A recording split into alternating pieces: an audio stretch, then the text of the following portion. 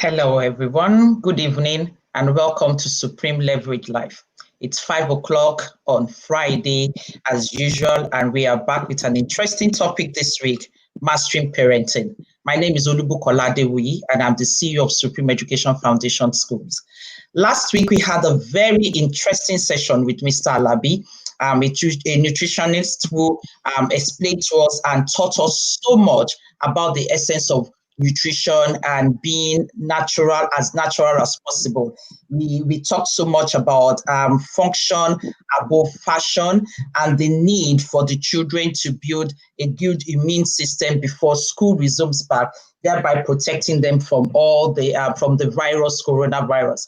But today, it's even more interesting with mastering parenting, and the focus is on Generation Z. We have so much to learn from that.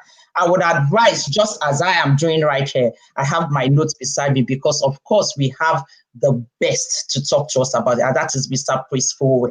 But before we dive into that, we would like to have the news as usual from Oluwakemi Adesoya, a passionate teacher of Supreme Education Foundation School. Kemi, we are waiting. Thank you, Mrs. Adewi, and welcome to Supreme News. I am Adesoya Oluwakemi, reading the news at this hour for the world news. As lockdowns are lifted, policymakers and experts around the world are debating how to avoid a new surge in cases. Can we return to schools, restaurants, and the office while keeping the coronavirus at bay? World leaders and scientists are also placing much hope on quickly finding a vaccine for COVID-19. Despite some reasons for optimism, a viable treatment is still doubtful until well into 2021, which means many of us may have to get used to a very different lifestyle, even if some restrictions are eased. The COVID-19 pandemic has provided an opportunity to learn new things. Some of us have gained new knowledge about ourselves and also about others. Some of us have had an opportunity to reflect on our value in life. Others have had lessons on friendships and the importance of kindness. But possibly one of the most important and profound lessons has been around the role of teachers and the supporting role of parents. Supreme's preparation for resumption. Despite the temporary closure of our school buildings around the world due to COVID-19, learning and teaching continues through our distance learning and tests. The safety and well-being of our students, staff, and family remains top priority as we continue to put learners and learning at the forefront of everything that we do. We know it is a very difficult and unsettling time for everyone as we transition to our new normal, and that these exceptional circumstances are a change for our educators, students, and families. Presently in Supreme, facilities are being put in place to ensure a very safe return back to school. Updates from Federal Ministry of Education as regards resumption. The federal government will consider reopening schools after interstate travel ban is lifted. And the interstate travel ban might be lifted soon. And to us, instead, this is very good news as we are getting closer to the resumption. In no distant time, the official resumption date will be announced. The recent cases that have shocked Nigeria, the rampant rape cases. The university student Vera was raped and died in a church after her head was smashed with a fire extinguisher. A suspect has been arrested. A 12-year-old was raped over 2 months in northwest Jigawa State. 11 arrests have been made. Tina was killed by a policeman in southwest Lagos State. 2 policemen have been arrested. Barakat Bello was gang raped and murdered in southwest Oyo, and no arrest has been made. A 17-year-old gang rape in southwest Ekiti. 2 arrests have been made. The Nigerian police said they have arrested a man after 40 people were raped in one town over the period of a year.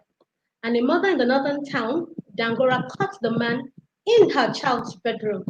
And according to the police spokesman, Abdullahi Harina, the man ran away, but luckily neighbors gave a chase and were able to catch him. And there has been a recent wave of rapes and killings of women in Nigeria, which has led to a national outcry with thousands signing a petition and using the hashtag #WeAreTired. The Nigerian government has approved stiffer penalties against rapists and children abusers as proposed by the Ministry of Women Affairs, describing the upsurge in rape cases as embarrassing.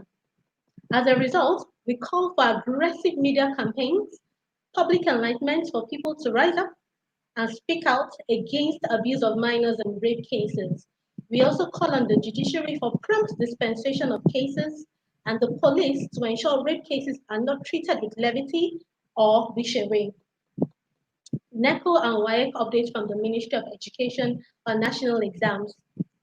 The Nigerian government has announced the postponement of this year's senior school certificate examination due to coronavirus outbreak. According to Emeka Uwajibu, Minister of State for Education, the government has made provisions for students to learn online. He said, WAEC and NECO for the year has been postponed indefinitely. The students can learn online. We have made a lot of provisions for that. And the director for FCT has also opened the portal for the process. We are working with the Ministry of Information to escalate education content to provide for everyone at home. But the biggest challenge is to reach children who do not have devices, but we are working with the radio corporations to instill some of that for our students. And enrollment news at Supreme. Admission into Supreme education is strictly by merit, without bias of sex, religion, ethnic, or cultural background. And our entry age into our creche is from 3 months. Requests for transfer to years 8, 9, 10, and 11 will be at the discretion of management after consideration of transcripts and letters of reference from the applicant's previous schools. Further inquiries can be made at the school. Parents who live outside Nigeria are welcome to apply for admission for your children, and we can schedule and administer entrance tests through the applicant's current school. For further inquiries, kindly contact our admission departments or call 081 1239 0408 or 0818 298 4015. My name is Adesanya Oluwakemi, and that's the news of this hour coming to you from Supreme Education Foundation School. And over to you, Mrs. Adeoye. Thank you very much, Kemi. That was very enlightening. I really pray that the government will do something quickly and quite aggressive on the issue of rape. Mr. Emmanuel, please can we go on now?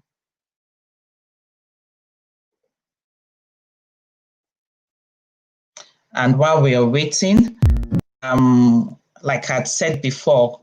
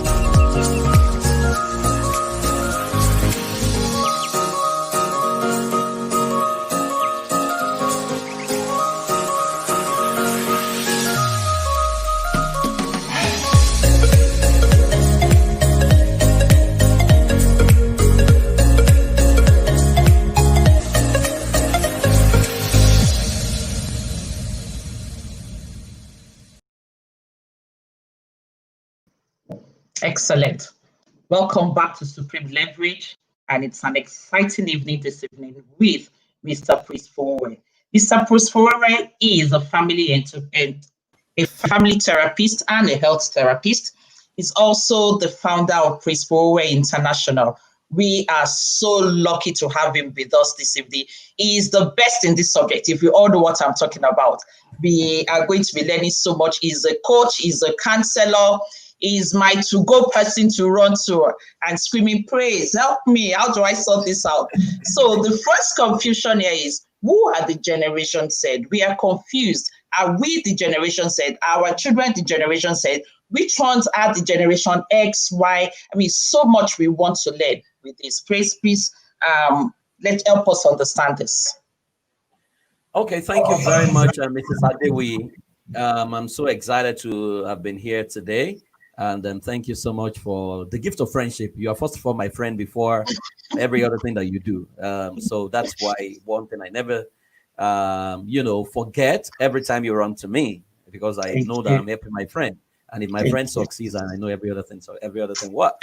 Okay, so when we talk about Generation Z is a group of people classified based on their reality, based on their mannerism, their approach, and the way they do things. That's the generation after Generation Y. We are Generation X. So you can imagine how far we have gone, that we have two generations after us. You know, many years ago, we used to think that we're kids. But now we've moved from Generation X to Y, Y to Z. Generation X actually were people born from the from the year 1965 to 1978, right? There are about 41 million of them. Then you have Generation Y. Generation Y are people born from 1979 to 1998. So anyone born from 1979 to 1998 is Generation Y. Generation Z are people born from 1999 to the year 2020. So the oldest generation, Z, is about 21 years thereabout, right? And you see, there are stark differences between Generation X, Y, and Z. So while Generation X is independent and self-reliant and resilient, because many of us walk to school by ourselves, we boarded buses.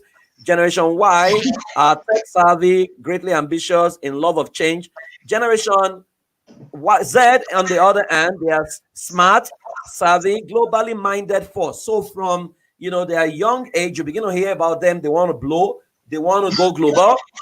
They want to. They begin to mention figures that our parents did not mention when we were kids, and you begin to wonder what is happening here. So you look at them with a small frame, with a sound brain. They begin to talk about. Now, while Generation X is driven to give back, but prefer.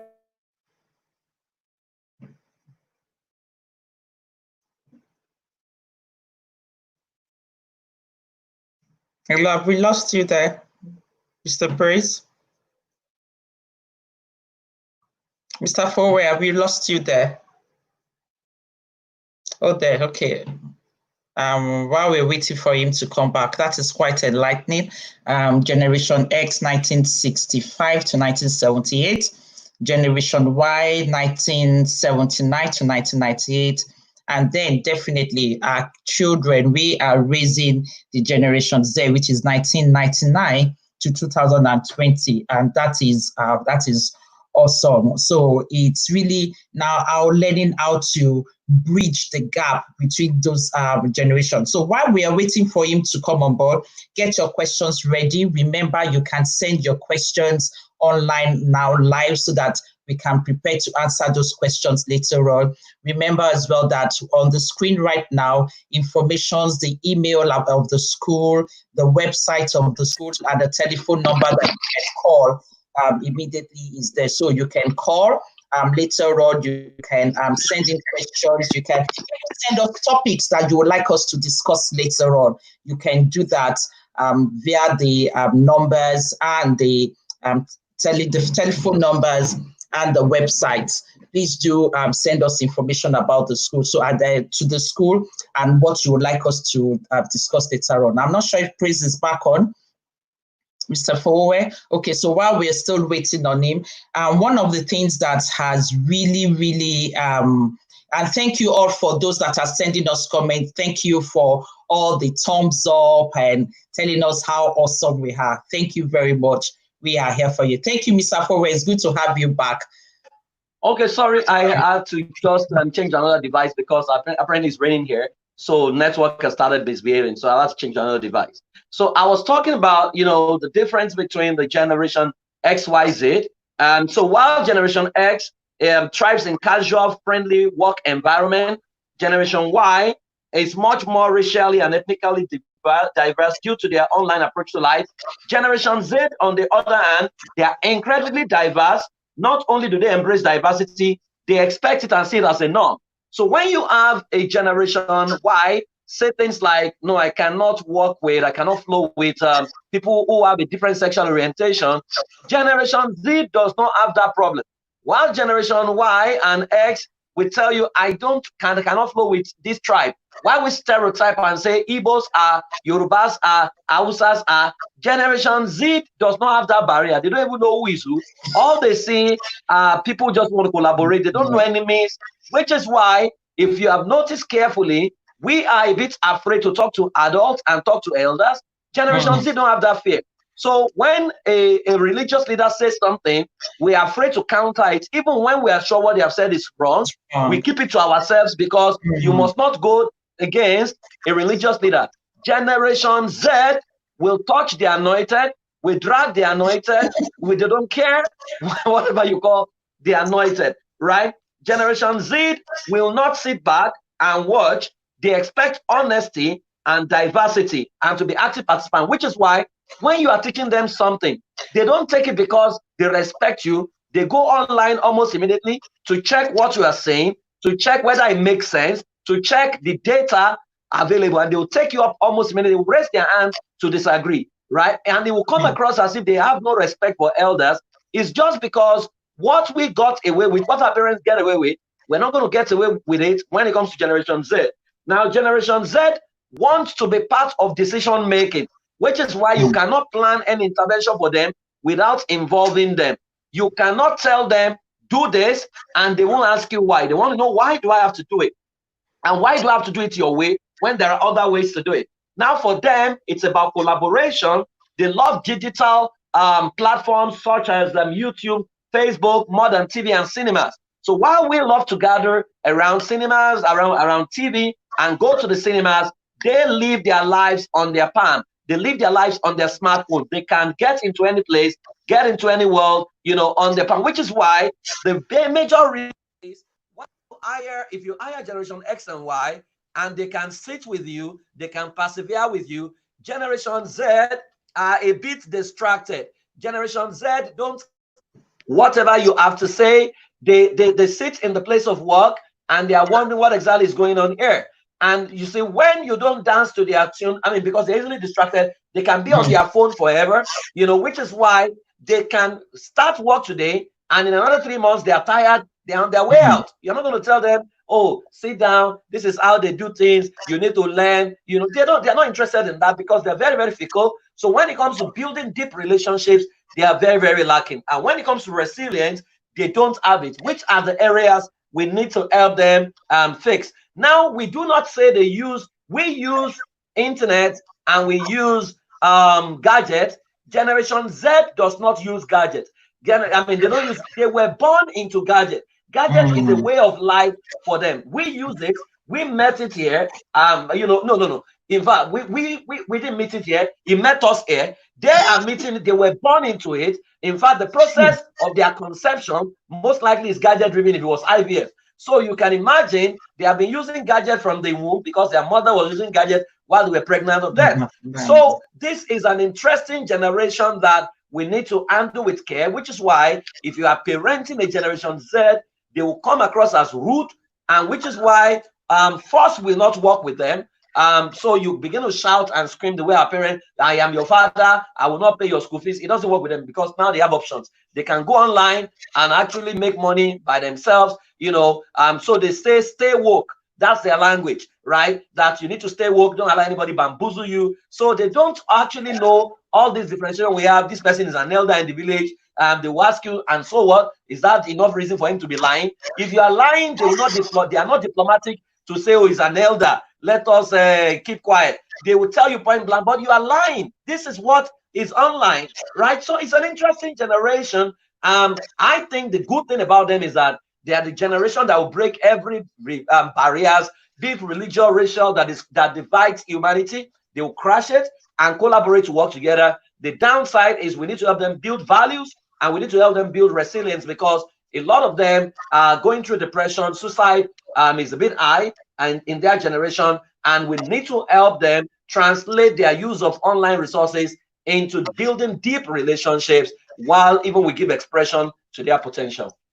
Thank you very much for that. And you just touched on my areas of concern. So I like the fact that, yes, they're free, they do things differently. I have a cousin that just had a baby, and she just had a baby. And, you know, there are some things that we've been taught by our parents on how to do things, and this is the way we should do things. And the moment you tell her, oh, you don't place the baby's head this way, or you need to do that, she'll tell, oh, no, I have to check. She goes on her phone, check on Google. So you're right. She checks everything, and she needs to verify everything. And it seems quite defined. So the question here is, knowing that they are so much into social media, there are dangers inherent in this. How do we as parents address these dangers? How do we help them? So that this very fine line between lacking values, like you said, the suicide rate is high. How do we go about this? How do we help them with the social first thing is like we normally say, you cannot be a child's teacher without first of all becoming their student, right? That if we don't become their students, we are not qualified to teach them. We cannot stand where we used to stand and just think that we will roll over their heads. No, we need to first understand the dynamics of that generation. We need to understand who they are and accept who they are. We need to accept the fact that they are different from us and that they have a lot of teachers, which is why if you hand over your phone to a child that is less than 15, you would realize that there are functions on your phone that they can use that you are not even aware exist on your phone.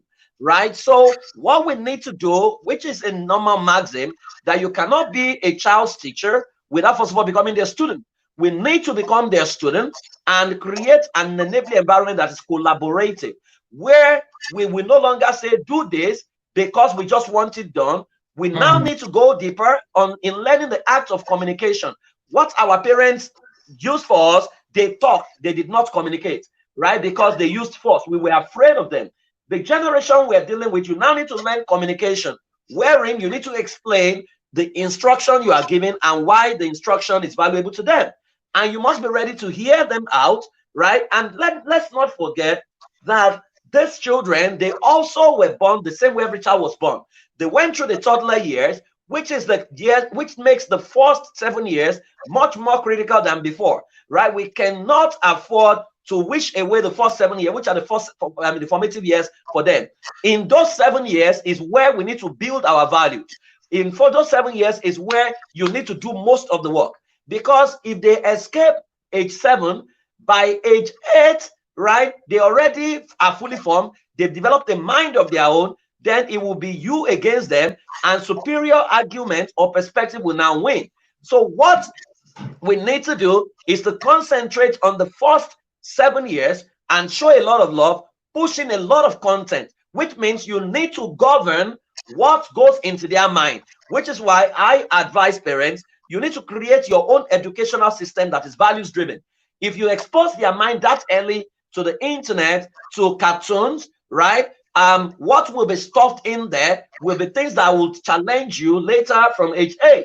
So you need to create the educational system to ensure that the cartoons they watch are values driven, aligned with the values you want, to ensure that the information they're exposed to, even though it will carry the methodology of their age and time, it benchmarks the values you want to promote, right? And once you do that within the first 7 years, by age 8 thereabout, when they are age 8, you would have mastered how that generation, the methodology for raising that generation, because the mission of parenting must remain the same. What, however, must change is the methodology, right? To now say, okay, you should expect from age 8 that they'll take you up and you must be ready with your own answers. So as they are going online, you need to go online as well. And you need to be open-minded enough for them to know that you truly love them, because love wins with them. But above all, I say to people that in your family, you now need to create a systems-based family wherein they have something to hold on to. If your family doesn't move from the conventional family to a tribal agenda, where your family looks like the most important family on earth, where they have something to hold on to, they will find expression in other groups, which is why a lot of parents were shouting last year that their Gen Zs, we call them Gen Zs, that Gen Zs are becoming Malians. Now, the concept of entire Malians is they look for something to belong, something that is unique. So you need to create a family system that is unique. So what actually drove them in the direction of Malians is the fact that as a Malian, you have a dance step. As a Malian, you have a uniform. As a Malian, you have a manner, right? Which is the fact that you can speak your mind. So if you create a family system that models that, then they will not need to go and join another system or another tribe. They will know the system we have here is friendly. It gives expression to our potential. I'm able to speak my mind, and I am not judged unfairly. And I know that I have the back of my parents, and they have my back, and I know I'm assured of their love.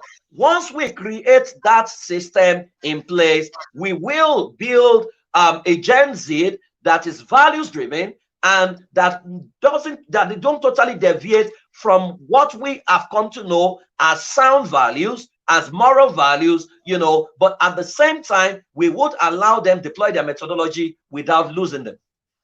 Okay, so in other words, what you're saying is the first 7 years is very important. It's when we can still building so much values in children. From the age of 8, we can then begin to get ready for the questions. But then we also find out that for some of them, it's even before the age of 7 that they start asking the why. So don't touch that. Why? Don't do that. Why? So I would say that we indulge that why, and then we make sure that for every questions that we are being asked by the children, we are able to, we need to give them answers. So we can't, the way we were parented and we were told, because I said so, don't touch that. It's not good for you. And then so you don't touch. So we can't do that with them. And then also looking at what you said about values, about being very lacking resilience. If we also teach them to always do things that way, allowing them to do what they want to do, will it not boomerang on them in future? Because also we are having more suicide rates. Because I would not say totally that our parents have failed, because some of the things that they did do with us has helped us and shaped us into who we are today. So I would say we discard totally with that parenting and then embrace this Gen Zs. I hope I got that right. And embrace this Gen Z's new methodology. Well, the thing is, they have come to expose everything we papered over the years. That's what this generation, they are a question asking generation. And I think it's a generation that will get the best out of us and will make us better if we surrender ourselves to the question they are asking. I mean, why should a human being not be able to answer questions? There are so many things our culture has permitted over the years that we don't even know why we do them. For example, growing up, the Yoruba culture would tell you, you have no right to look at an adult straight in the eyes when an adult is talking to you. Question is, what is in the eyes of an adult that we cannot look at, right? Till today, nobody's able to answer that question. So, and that culture is what has promoted abuse, where an adult can abuse a child and nothing is done. So you realize that over time, we got away with many things.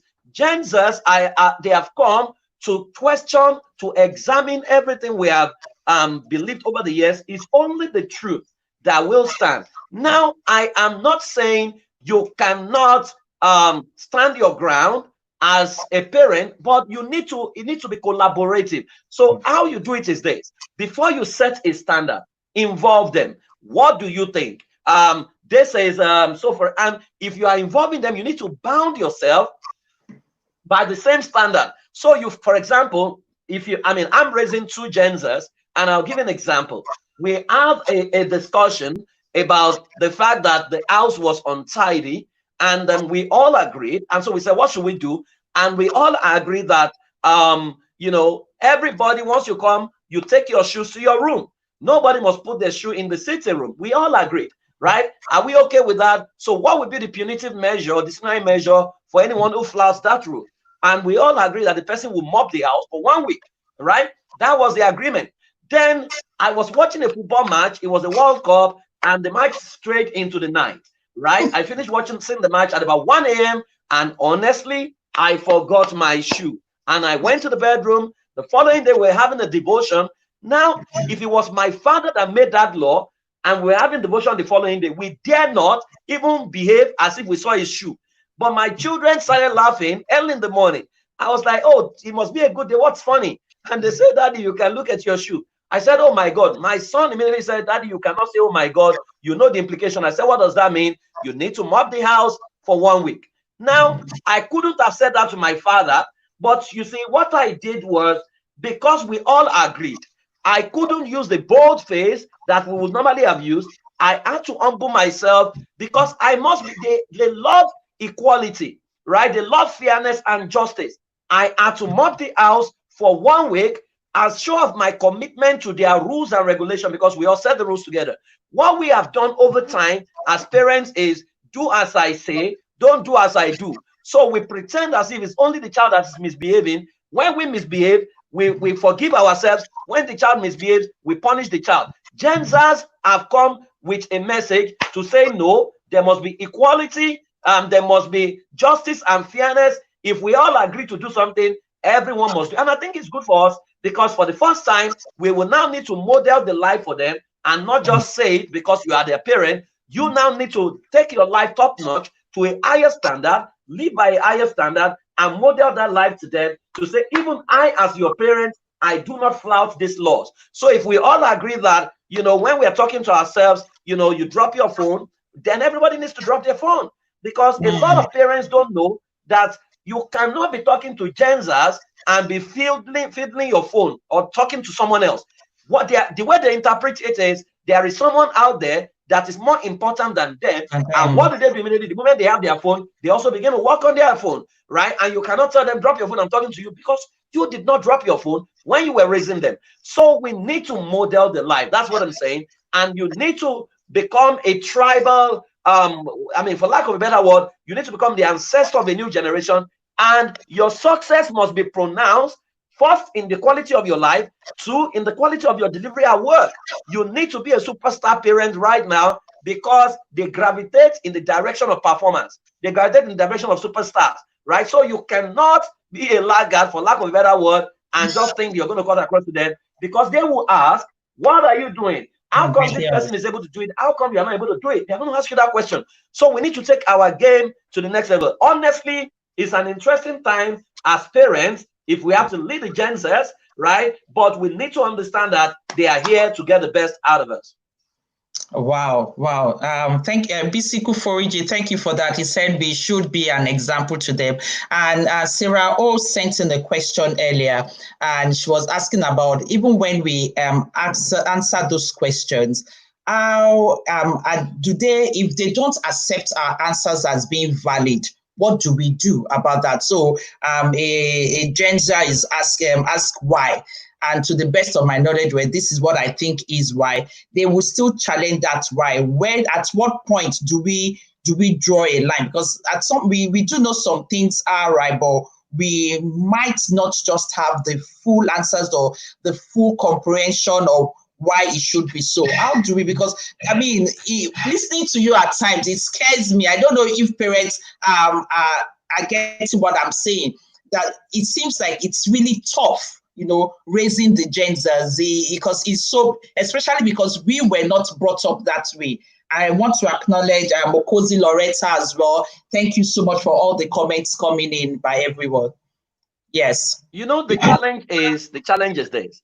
When we were growing up, we didn't have the benefit of seeing life in other climes. So if you were in Nigeria, the only time you saw America is either if your parents are fortunate enough to take you abroad, or American movie. Now I can actually use Google Earth to see what is happening in some streets in America, right? So whatever truth you call your truth, they can easily challenge it by seeing that what you are saying is happening in another place. right? So which is why you need to be tech savvy yourself, and which is why I tell parents, before you impose anything on a Gen Zer, you want to know what they, in fact, don't teach anything without knowing what they know about that subject. So when they ask you a question, you ask them, what do you think? You moderate their answers by themselves. The answer is actually in the question. You moderate their response to say, so what do you think? So you become the interviewer. Now, in your bid to interview them, they will be finding answers by themselves. So if it says, mommy, is it out of place for me to go have sex at the age of 16? You ask them, what do you think? What do you think? Right? It's, they say, my friend is doing, are you your friend? Where exactly do you want to go with your life? Who do you want to become? Right? So if you start having sex, what are the likely? So you are analyzing it, which is why I said it's no longer about talk. It must not be about communication.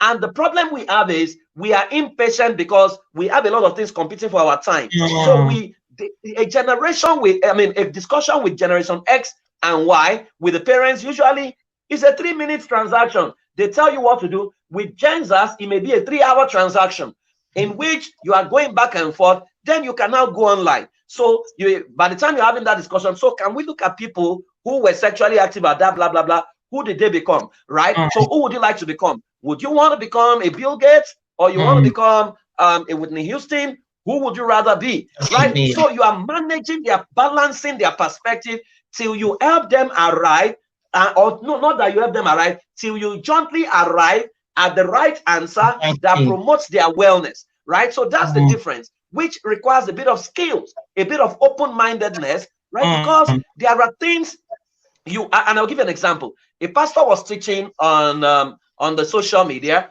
and he was teaching about sex, and he said that anybody who gets involved in premarital sex, their destiny is stolen by demons and blah blah blah blah blah.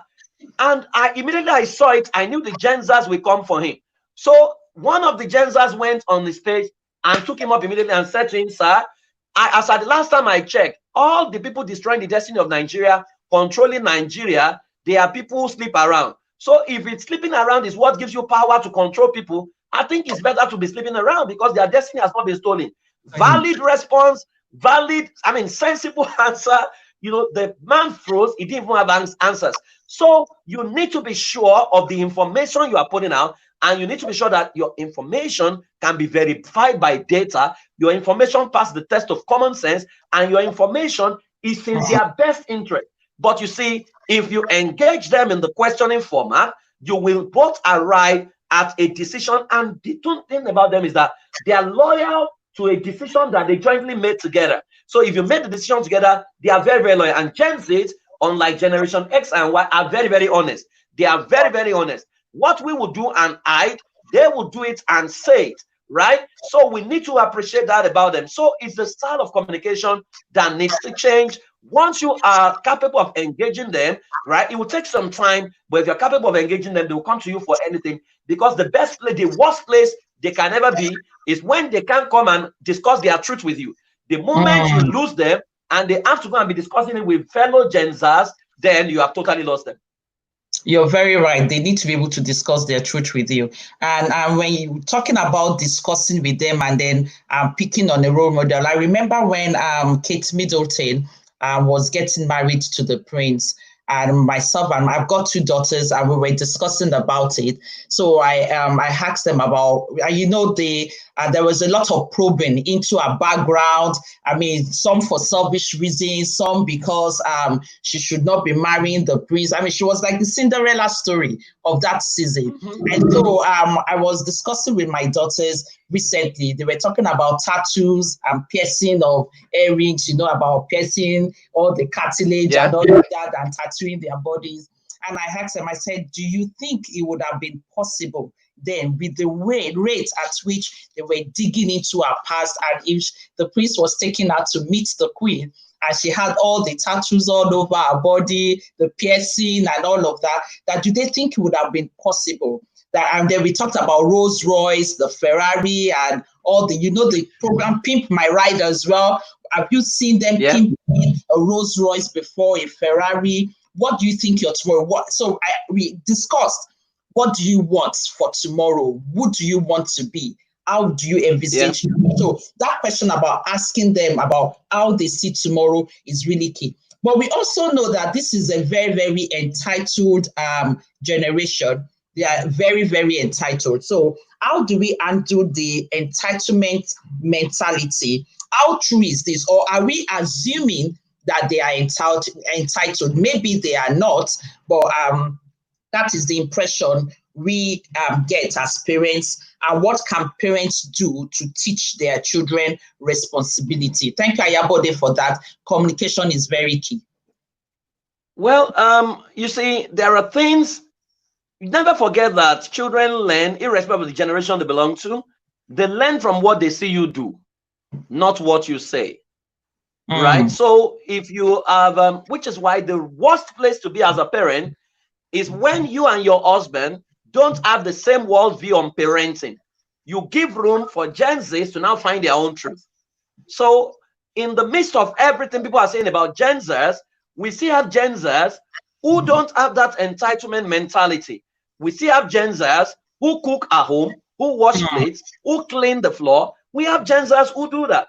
And if you check the difference, it's a function of the way their parents raised them. We still have Gen Zs. Gen Zs are not a misbehaving generation.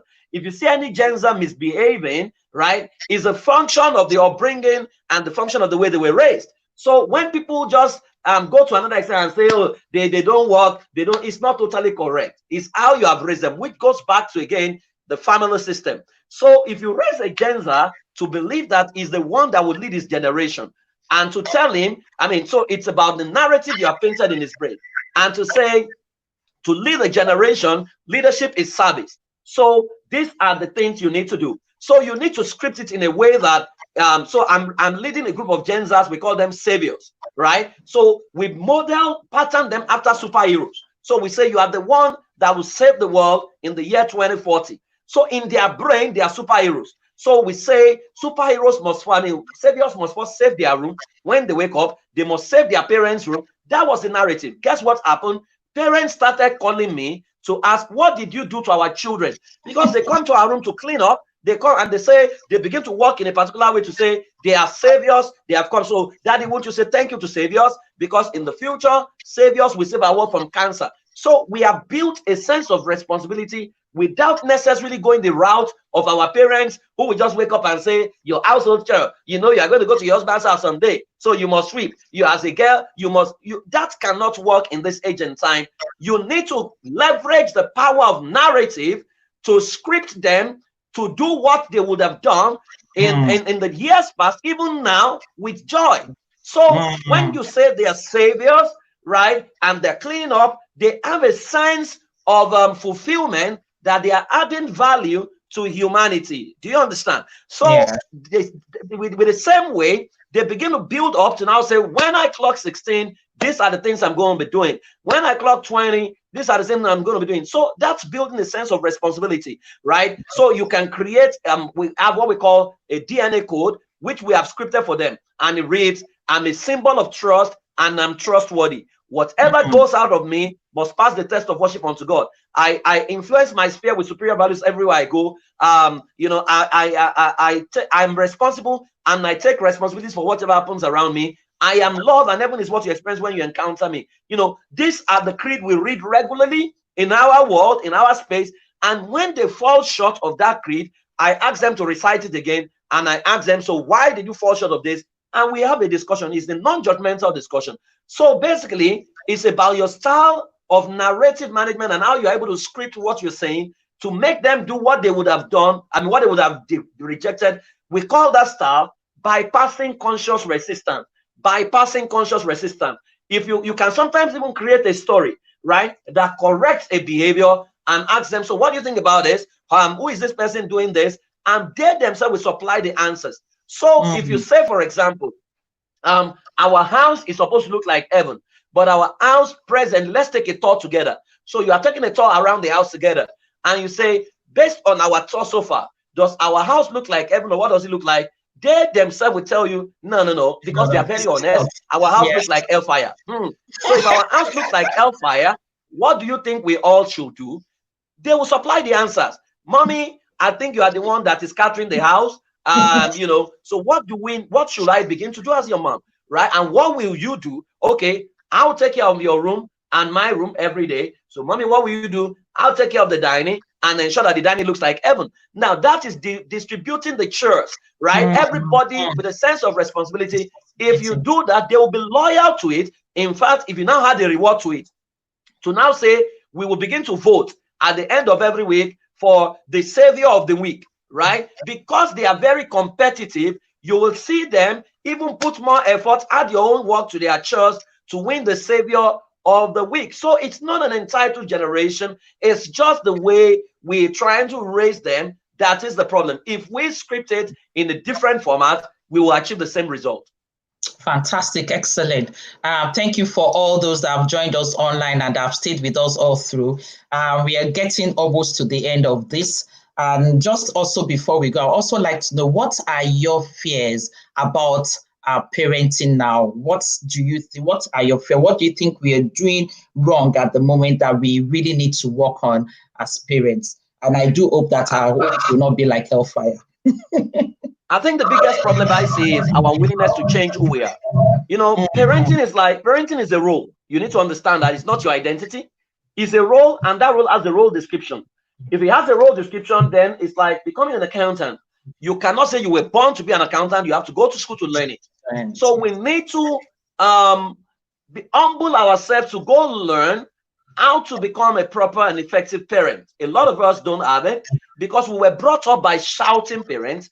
So they installed the power of shout, the program of shouting in us. That when things don't go our way, the only way we express our frustration is to shout and yell. It doesn't work with this generation.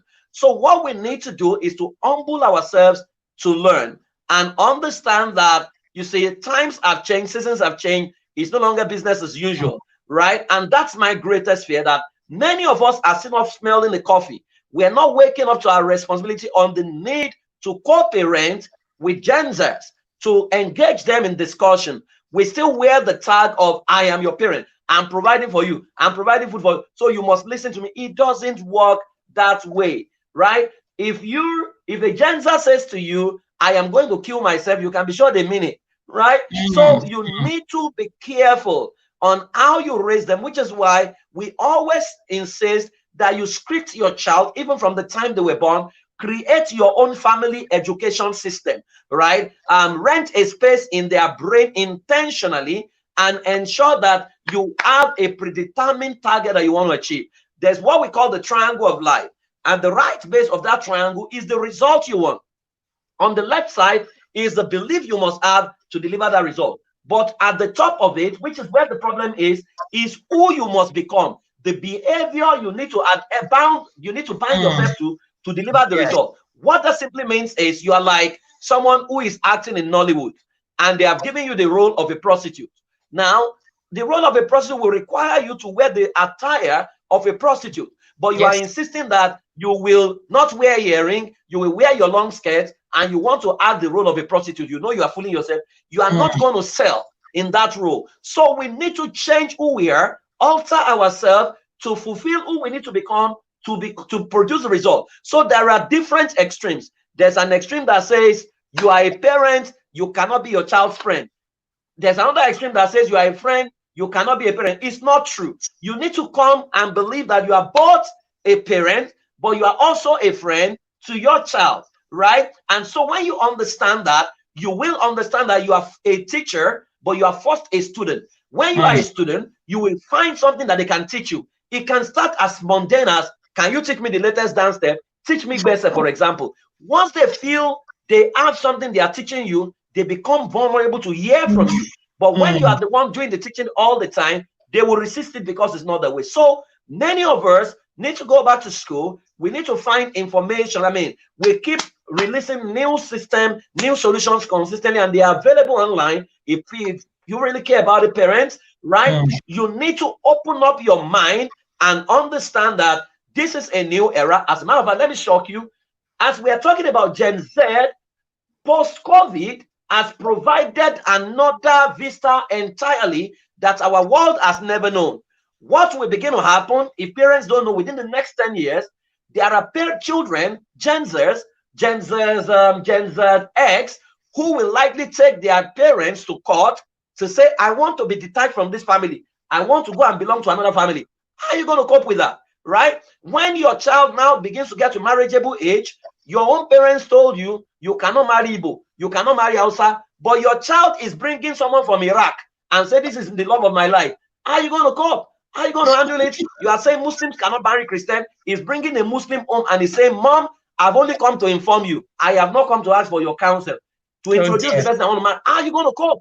So we need to understand that the curriculum has changed. Now there's a way to script your child. You can script your child intentionally and produce a predictable result intentionally. It can be done. There are systems to achieve that, but we need to humble ourselves to learn how systems intelligence work. You are the owner of a system. Once you learn how systems work, trust me, you will produce amazing results, even in the midst of the madness that people talk about, and you will be proud of the job you have done. Amen to that. Just before we leave, I want to take this question by Adenike Oyelade. The question is, can you please share some affirmative words adults can share with the Gen Zers? Well, you need to make your Gen Z believe that is the best that exists in the world, right? So I always recommend create a perceptual code. A perceptual code is a descriptive word that defines who your child is. So, for example, if you say your children are royalty, then it means your boy is a king, your girl is a queen. When you are addressing them, all the time you need to use that. And even when you want to correct them, you need to correct them as royalties, not as servants. You need to communicate with them as royalty, not as servants. Let me tell you this. Once you rent a space in the mind of a Gen Z, you have won them forever. They will open up everything to you. And whatever you are placed in their brain will stay with them, that even when the world wants to move them in a particular direction, they will not go, because they believe that I am superior to this system trying to control me. I am in control of situations. Situations must never control me. That is their belief. That must be the belief system you ingrain in them. So you need to use affirmative words like, I love you. You are the best of your kind. You are the greatest. You know, you need to do that consistently in your conversations with them.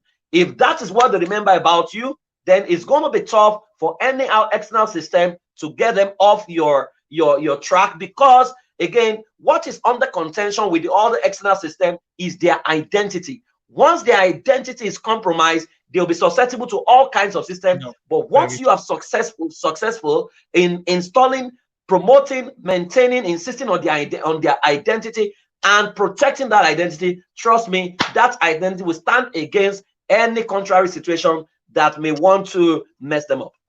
Wow, it's enlightening, renting a space in their brain and then being a part of the system, being humble enough. Thank you, Odunayo, for that. That was really good, very enlightening session. And I wish there was more time. We could go on and on. I have so many questions to ask, and I've not even gotten through half of my questions. And it's almost time. So, Mr. Fowe, you have to be ready for us to bring you back on board, because we have not done problem.